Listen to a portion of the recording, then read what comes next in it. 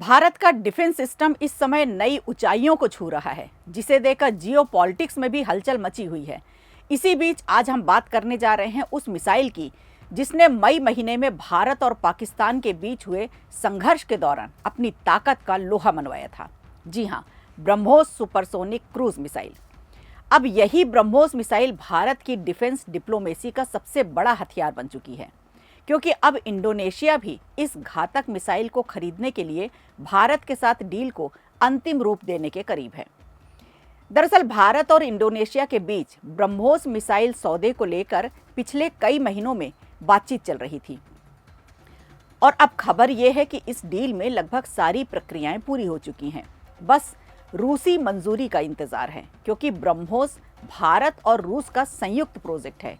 जैसे ही रूस की ओर से मंजूरी मिलती है, भारत और इंडोनेशिया के बीच ये मल्टी बिलियन डॉलर डील पक्की हो जाएगी और इसका मतलब ये होगा कि भारत का डिफेंस एक्सपोर्ट मार्केट अब एक और नए देश में कदम रखेगा। कुछ खबरों के मुताबिक ये बातचीत अब अपने फाइनल स्टेज में है। दोनों देशों के बीच बढ़ते हुए रणनीतिक और सैन्य संबंधों ने इस डील को आगे बढ़ाने में अहम भूमिका निभाई है। इससे न सिर्फ भारत और इंडोनेशिया की डिफेंस पार्टनरशिप मजबूत होगी, बल्कि पूरा दक्षिण पूर्व एशिया का क्षेत्र एक नए सुरक्षा संतुलन की ओर बढ़ेगा। आपको बता दें कि जनवरी 2025 में जब इंडोनेशिया के शीर्ष राजनीतिक और सैन्य नेता जब दिल्ली आए थे, तब इस मिसाइल डील पर अहम चर्चा हुई थी। वहीं हाल ही में भारत के प्रमुख रक्षा अध्यक्ष जनरल अनिल चौहान ने भी इंडोनेशिया का दौरा किया। इस यात्रा के दौरान दोनों देशों के बीच रक्षा सहयोग, ज्वाइंट ट्रेनिंग प्रोग्राम्स को लेकर भी सहमति बनी।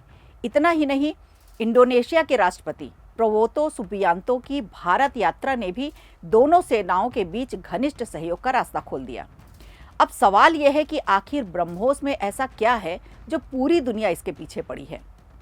दरअसल ब्रह्मोस दुनिया की सबसे तेज सुपरसोनिक क्रूज मिसाइलों में से एक है।